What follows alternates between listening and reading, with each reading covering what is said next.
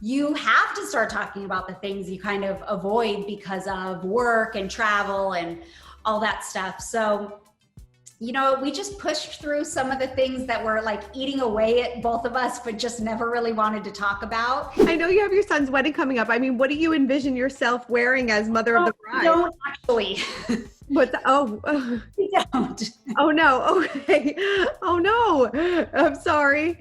No, sorry, you didn't get the memo. We didn't make an announcement, but yeah, he's no longer getting married. Okay. How's he doing? He's great. He's great. It was a mutual decision, so nobody's upset and heartbroken. Okay. All right. Well, I'm so sorry to hear that. But I'm glad that everybody is doing good and nobody's upset and heartbroken. I mean, how are you doing at home? Obviously, like you said, we've been in this quarantine for quite some time. That you said that like this time has been a bit hairy and sometimes bad between you and your husband. I mean, what kind of challenges did you guys face during this time, and what kind of discussions did you have about your marriage that you weren't having before?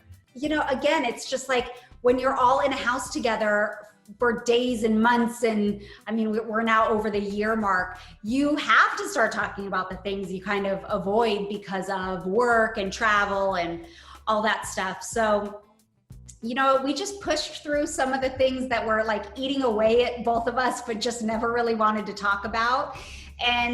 But we did. We finally talked, and it's like, there's hurt feelings for a minute, and then there's like pouting for a minute, and there's anger for a minute, and then you kind of go, well, how are we going to figure it out? And what decisions are we going to make? How do we come to a compromise in a way that you feel good and that I feel good?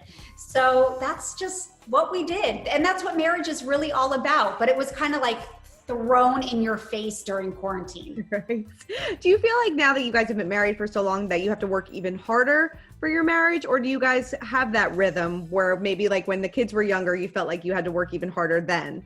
It's interesting because I think this whole last year really changed everything in terms of feeling like we're working for it. I feel like we were always working hard to have our schedules meet, to spend more time together. And it was such an effort. And we wanted to do that, but to the point where that was like part of our issue. We were like getting cranky with each other. And now having that perspective and working through some of those problems, it's like, oh, it actually feels effortless going into this year. I mean, it has been, and it just is like, oh, why didn't we figure this out a long time? Right.